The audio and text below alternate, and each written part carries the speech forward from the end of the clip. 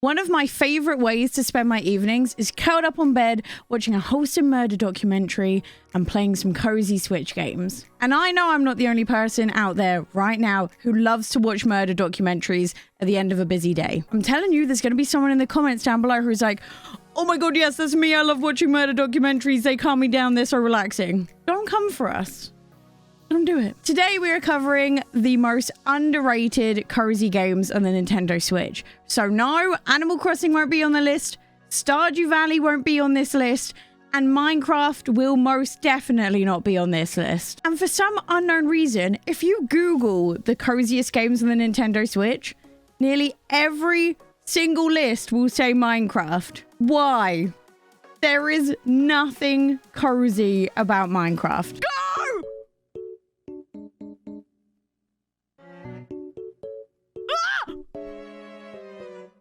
I want to pet him. Hey. No, I was... Moving on. By the way, if you enjoy Nintendo Switch content, make sure you leave a like down below. I love all things Nintendo Switch. We talk about it all the time, all the games.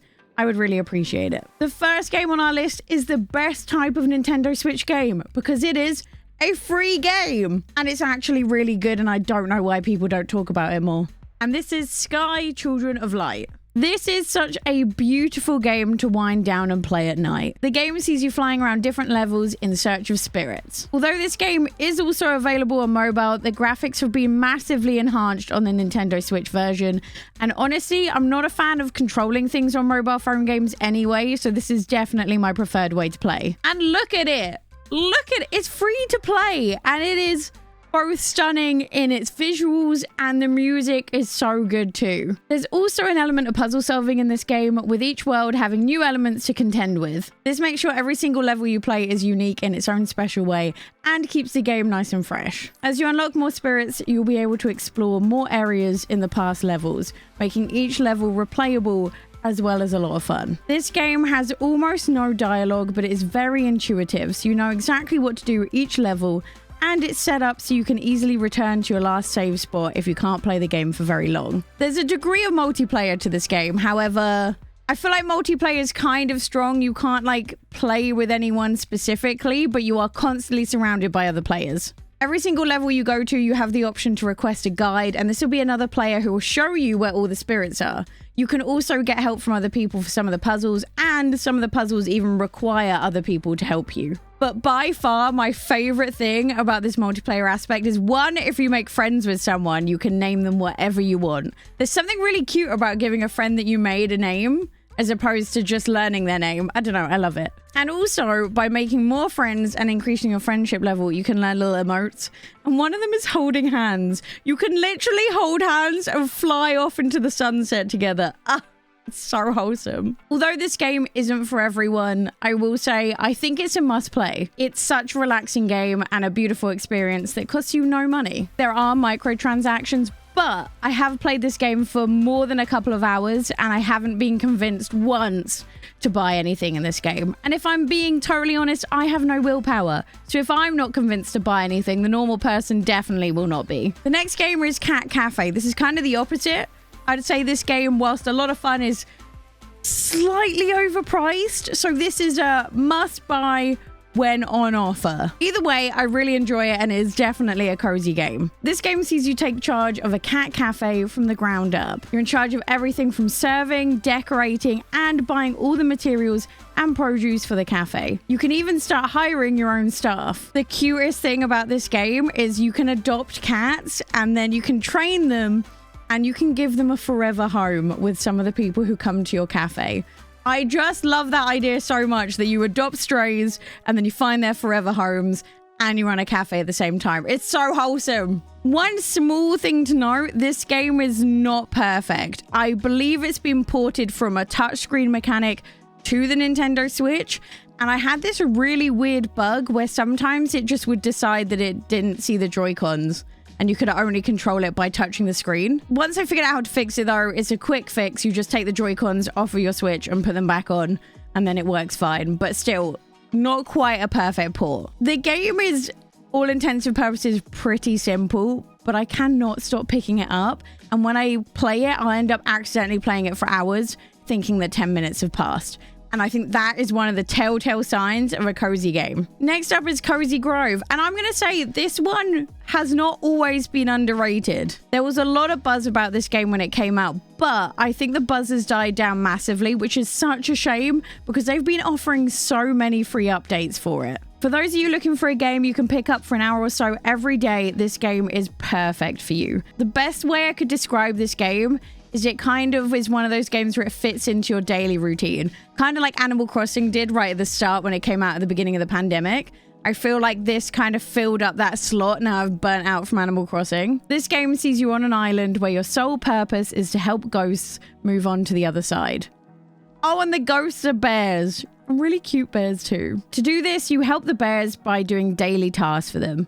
This can be anything from fishing, bug catching, or just running around doing collecting quests. And you can even decorate your camp too. It's not like to the degree of Animal Crossing, but it's still cute. This game's whole aesthetic is adorable, but sometimes when you least expect it, the dialogue can also hit you too. It truly is a beautifully written game. I feel like to aptly describe this game, we need to bring out the emotional damage scale. I think this is something I'm going to introduce because I quite like to know how emotionally damaged I'm going to be from a game before I play it. Because sometimes you're not in the mood for it, you know? Sometimes you just need something lighthearted. So down here, you've got Animal Crossing. Slightly higher, you've got New Leaf. Gotta take into account Rossetti. Slightly higher than that, we have Cozy Grove. And then up at the moon is Spiritfarer. Yeah. I said what I said. So yeah, it's nothing like Spiritfarer. So you're going to be fine. It's not something that's going to rip at your heartstrings constantly when you play it. It just has some really nice moments. And those really nice moments are the reason why you want to log into this game every single day. I love the fact that there isn't too much to do. It's literally 1 to 2 hours max. I think that was one of the things the developers had in mind. They didn't want this to be a game you had to spend 5 hours on per day to get the most out of it. And that's one of the reasons I love it. It's become a staple to my everyday routine. We're not going to stay long on the next one because it is a staple AAA game, but let's go Pikachu and Evee. And I feel like there are two reactions to this. You've got the hardcore Pokemon fans going, ugh, I hate that game. And then you have the non-Pokemon fans going, ugh, Pokemon. But hear me out.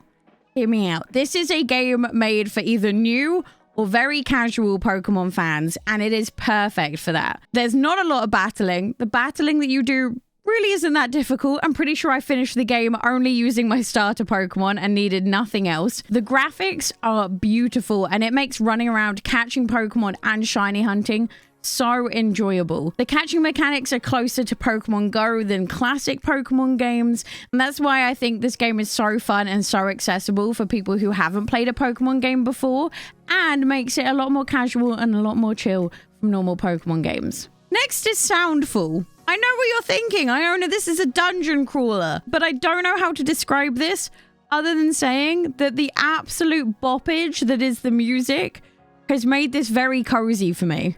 You just sit there like bobbing your head. It doesn't matter if you're dying.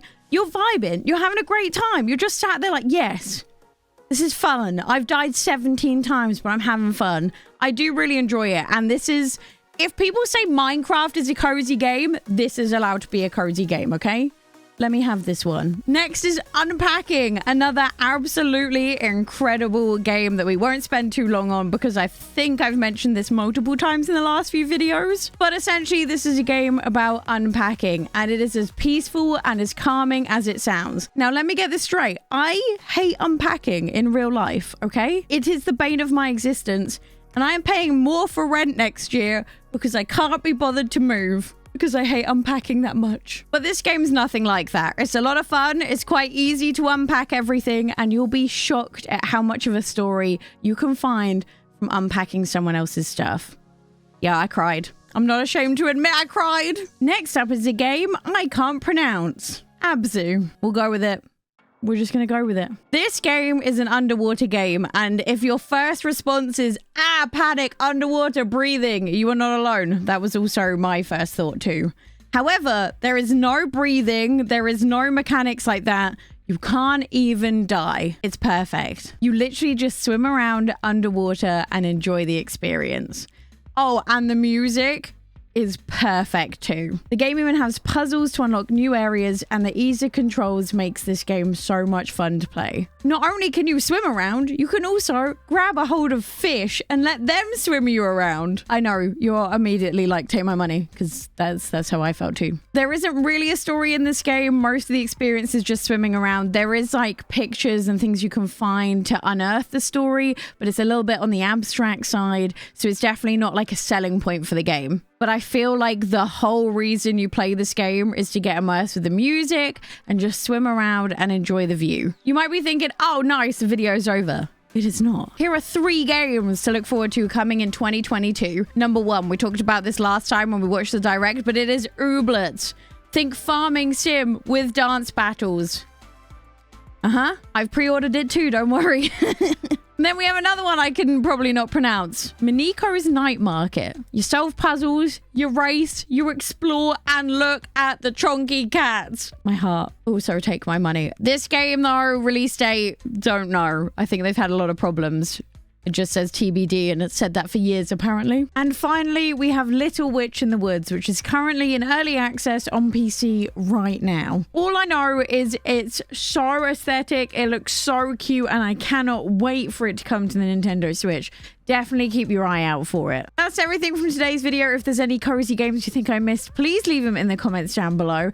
And just remember, if you would like to come watch me play all of these cozy or not so cozy games, you can find me live on Twitch 4 days a week playing all things Nintendo Switch. And for those who don't know, we just hit YouTube partner. So thank you guys so much for helping me get here. Thank you for hanging out with me while I talk all things Nintendo. It honestly means the absolute world to me. So thank you. And I'll see you next time. Bye.